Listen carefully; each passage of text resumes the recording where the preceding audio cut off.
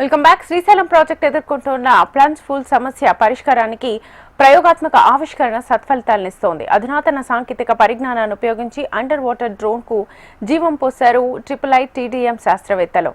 ఇక ఇది కేవలం ఆరంభం మాత్రమేనని ముందు మరిన్ని ప్రయోగాలతో సేవలు అందించేందుకు సిద్ధంగా ఉన్నామంటున్న శాస్త్రవేత్తలు. కృష్ణనాయక్ తో మా ప్రతినిధి హరికిషన్ ఫేస్ టు ఫేస్. శాస్త్ర సాంకేతిక పరిజ్ఞానానికి కేంద్ర రాష్ట్ర ప్రభుత్వాలు అత్యధిక ప్రాధాన్యత ఇస్తున్నటువంటి నేపథ్యంలో కంప్లీట్గా ఇప్పుడు అన్నీ కూడా డ్రోన్స్ పైన ఆధారపడి ప్రస్తుతం పనిచేస్తున్నాయి. ప్రధానంగా ఆంధ్రప్రదేశ్ రాష్ట్ర ప్రభుత్వం కూడా మనం చూస్తున్నాం డ్రోన్స్ని ఉపయోగించి అనేక రకాలైనటువంటి సేవలను కూడా అందుబాటులోకి తెచ్చింది. ఈ నేపథ్యంలోనే కేంద్ర ప్రభుత్వం ఓర్వకల్ కేంద్రంగా డ్రోన్ హబ్ను కూడా ప్రకటించింది. దానికి వేగంగా అడుగులు పడుతున్నటువంటి నేపథ్యంలో Indian Institute of Information Technology designing and manufacturing unit ఓ అడుగు ముందుకు వేసింది. అయితే గాలిలో డ్రోన్స్ కాకుండా ఏకంగా అండర్ వాటర్ డ్రోన్స్ ని డిజైన్ చేస్తున్నటువంటి పరిస్థితి ఉంది. ప్రస్తుతం మనం IIITDM ఇన్స్టిట్యూట్ లో ఉన్నాం. ఒకసారి మనం చూడొచ్చు, ఇక్కడ ఉన్నటువంటి శాస్త్రవేత్తలు అండర్ వాటర్ డ్రోన్స్ ని డెవలప్ చేశారు. సో ఈ డ్రోన్స్ ని డెవలప్ చేయడమే కాకుండా బహుళార్థక సాధక ప్రాజెక్ట్ గా ఉండి ప్రస్తుతం ఒక గడ్డు పరిస్థితిని ఎదుర్కొంటున్నటువంటి శ్రీశైలం ప్రాజెక్ట్ లో కూడా ఈ డ్రోన్స్ అనేవి కూడా కంప్లీట్ గా వాళ్ళు అక్కడ పరీక్ష కూడా చేశారు. మరి ఎటువంటి పరీక్షలు నిర్వహించారు, సో దాని వల్ల ఎటువంటి ఉపయోగం ఉంది, సో అండర్ వాటర్ డ్రోన్స్ గతంలో ఇండియాలో ఎక్కడ అనేవి కూడా ఉపయోగించినటువంటి దాఖలాలు ఇప్పటి వరకు అయితే లేవు. సో ఈ ఆలోచన వారికి ఎందుకు వచ్చిందో తెలుసుకునే ప్రయత్నం ఒకసారి చేద్దాం. ప్రస్తుతం IIITDM శాస్త్రవేత్త కృష్ణనాయక్ ఉన్నారు. సార్ చెప్పండి, అసలు మీకు ఎందుకు ఈ ఐడియా అనేది వచ్చింది? ఫస్ట్ మేము గత 10-15 సంవత్సరాలుగా ఈ ఏరియాలో అండర్ వాటర్ కమ్యూనికేషన్లో పనిచేస్తున్నాం. కమ్యూనికేషన్ ఒకటే కాకుండా అండర్ వాటర్ డ్రోన్లో కూడా పని చేయాల్సి వస్తుంది. ఈ డ్రోన్ పనిచేయడం వల్ల మనకు భారత రక్షణ రంగానికి చాలా ఉపయోగపడుతుంది. మన షిప్లకు మానిటర్ చేయడం కానీ, బోర్వెల్లో మానిటర్ చేయడం కానీ, అండర్ వాటర్లో ఏమేమి జరుగుతుందో తెలుసుకోవడం కానీ, మన అండర్ వాటర్లో ఉన్న జంతు సామాగ్రి కావచ్చు, మమ్మల్స్ కావచ్చు, వాళ్ళ హెల్త్ కూడా చూడడం కానీ, అట్ ది సేమ్ టైం దీన్ని మేము వేరే అండర్ వాటర్ అప్లికేషన్స్ కూడా డెవలప్ చేస్తున్నాం. ప్రస్తుతానికి అన్ని సాధ్యమైనంత త్వరగా డెవలప్ చేయడానికి ట్రై చేస్తున్నాం. ఈ రోజు మీరు చూస్తే ఈ మేము మూడు రకాల అండర్ వాటర్ డ్రోన్ డెవలప్ చేయడం జరిగింది. అందులో నిన్న మాకు శ్రీశైలం అధికారులు శ్రీశైలం డ్యామ్లో ఉన్న ప్రాబ్లమ్స్ ఏమన్నా ఉన్నాయా అని వెరిఫై చేయడానికి మమ్మల్ని రమ్మన్నారు. మా యొక్క క్యాపబిలిటీస్ని వాళ్ళు గుర్తించి మమ్మల్ని పిలిచినందుకు ధన్యవాదాలు. ఆ రోజు నిన్న మేము శ్రీశైలం డ్యామ్కి వెళ్ళాము. అక్కడ ఉన్న సిలిండర్స్ అన్ని క్యాప్చర్ చేయడం జరిగింది. అన్ని క్యాప్చర్ చేయమన్నారు, కానీ సమయభావంలో మొత్తం క్యాప్చర్ చేయలేకపోయినాము. అతి త్వరలో అన్ని సిలిండర్స్ క్యాప్చర్ చేసి మేము ప్రభుత్వానికి ఆ వీడియోని కూడా అందించడం జరుగుతుంది. వీడియోని అందించడం జరగడమే కాదు, అందులో ఏమైనా ప్రాబ్లమ్స్ ఉన్నాయా, ఏమన్నా డ్యామేజ్ అయిందా స్ట్రక్చర్కి, అది కూడా మేము చెప్పదలుచుకున్నాం. దాని మీద కూడా మేము పనిచేస్తున్నాం. సో మీరు DRDOలో సైంటిస్ట్గా పనిచేశారు. మన భారతదేశంలో అంటే ఆంధ్రప్రదేశ్లోనే కాదు, భారతదేశంలోనే అండర్ వాటర్ డ్రోన్స్కి సంబంధించి ఇప్పటి వరకు ఎప్పుడైనా అంటే డెవలప్ చేయడం కానీ, దాన్ని యూజ్ చేసినట్లు కానీ ఎక్కడైనా వినడం కానీ చూడడం కానీ జరిగిందా? మా దృష్టిలో అది రాలేదు. అందువల్లనే మా స్టూడెంట్స్ అందరూ DRDO నుంచి, తర్వాత నేవీ నుంచి పనిచేశారు. వాళ్ళ రిక్వైర్మెంట్ బట్టి మేము ఇది పనిచేయడం జరిగింది. ఇక్కడ వచ్చిన తర్వాత మాకు IIT హైదరాబాద్ తిహా అనే సంస్థ ద్వారా మాకు ఫండింగ్ ఇవ్వడం జరిగింది. ఆ ప్రాజెక్టు భాగంగానే మేము ఈ అండర్ వాటర్ డ్రోన్ డెవలప్ చేస్తున్నాం. మెట్టు ఎక్కినట్టు ఒక్కొక్క మెట్టు ద్వారా మేము డ్రోన్ వేరే రకాలుగా తయారు చేయడం జరిగింది. ఫైనల్లీ ఈరోజు మేము ఒక స్థితిలో ఉన్నాము. ఫైనల్ డ్రోన్ మా చేతిలో అందుబాటులో ఉంది. దాన్ని వాడుకొని మేము నిన్న శ్రీశైలంలో ప్రయోగం చేయడం జరిగింది. సో అండర్ వాటర్ డ్రోన్కు సంబంధించి నిన్న ప్రయోగం చేశారు. ఏమైనా సమస్యలు అనేవి మీకు ఎదురయ్యాయి? మొదటిసారి ప్రయోగం చేశామని చెప్తున్నారు. మేము నిన్న ప్రయోగం చేసి వీడియో మాత్రమే క్యాప్చర్ చేశాము. అది కూడా అన్ని సిలిండర్స్ మేము క్యాప్చర్ చేయలేదు, కొన్ని సిలిండర్ చేశాము. అతి త్వరలో అన్ని సిలిండర్ క్యాప్చర్ చేసి తర్వాత దాన్ని అనాలిసిస్ చేసి చెప్పడం జరుగుతుంది. ఈ రోజైతే నేనేం చెప్పలేను. సో మీ స్టూడెంట్స్ ఎవరైనా మీతో పాటు పాల్గొన్నారా దానికి సంబంధించినటువంటి?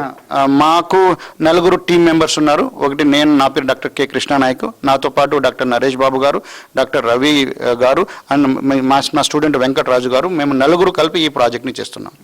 సో వెంకట్, మీరు చెప్పండి, నిన్న డ్రోన్ ఆపరేట్ చేసింది మీరేనా? సో అనుభవం ఎలా ఉంది? It was quite a challenging one.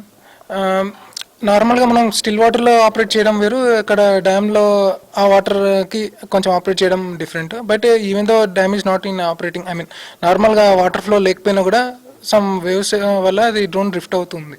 Plus మేము నార్మల్గా రాక్ సర్ఫేస్ నుంచి ఒకసారి టెస్ట్ చేయడం జరిగింది. నెక్స్ట్ రాక్ సర్ఫేస్ మీద ఫీజిబిలిటీ లేకపోవడం వల్ల మళ్ళీ మేము బోట్ లాంటిది తెప్ప లాంటిది ఎక్కేసి దాని మీద నుంచి కూడా from other direction we try to capture the video.